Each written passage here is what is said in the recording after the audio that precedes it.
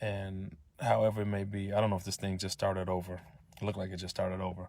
But talking about church hurt again, church hurt started, like we said, back in December of 2019 based upon, you just get tired of hearing the excuses. Like I've come to the point in my life that I'm a grown man. And that's my word. If you ask any of my kids, if you ask them anything about me, and you say, well, Dad, why did you do this or what? And then my response would be, I'm a grown man, dog.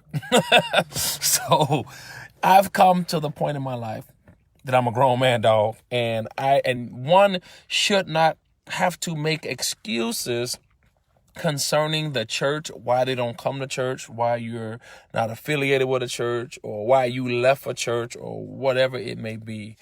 But so today, real quick, like I said, 5 minutes I want to do. What's up, Winslow? Pastor Winslow. My topic for the day, speak out on the church hurt. Yes, sir, Dr. Yancey. I'm going to talk about staying in your lane, right? Stay in your lane. That's going to be for today.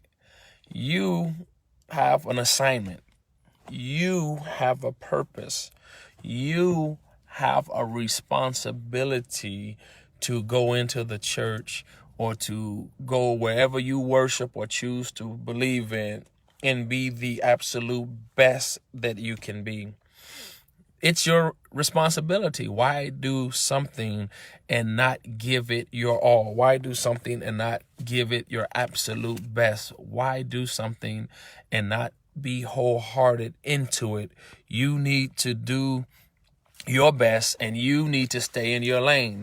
In the church, in the Bible, in 1 Corinthians, I believe it's the 12th chapter, they talks about many diversities of the Spirit, basically, and he made it relative to the human body. So he basically said, the head can't be the hand can't be the foot, the leg can't be the arm. Everything has its specific task and its specific purpose, and it must do what it is intended to do. So with that being said, stay in your lane. As a child of God, as the preacher's child, as the preacher's wife, as the pastor, as the missionaries, as the deacons, as the evangelists, as the lay member, as the regular person, as the young adults, as whoever you are, stay in your lane. Do your course, right? Do what you have to do. Do what you were told to do the specific purpose that you were set out to do, and do it to the best of your ability. Learn your role. I think it was a wrestler that said, know your role and shut your mouth, or shut your mouth and know your role, or something like that.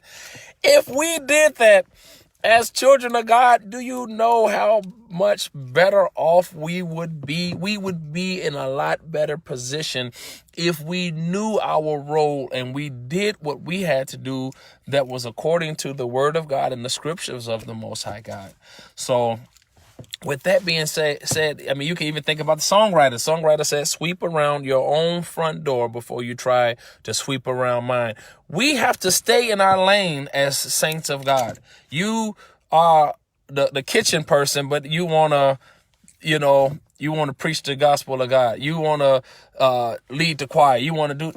If we do what we were brought up to do, if we stayed in our own lane and we did everything to the best of our abilities, it will all come together, and it's one thing that just give God the glory as one person, as one church. Because we're one church, we're one sound, we're one voice, but there's so many different people that's in the church that make up the church. And if we all stayed in our own lane, and if we all did what we were supposed to do for us, for the church, and for that very specific time or moment, the church would be a lot better off.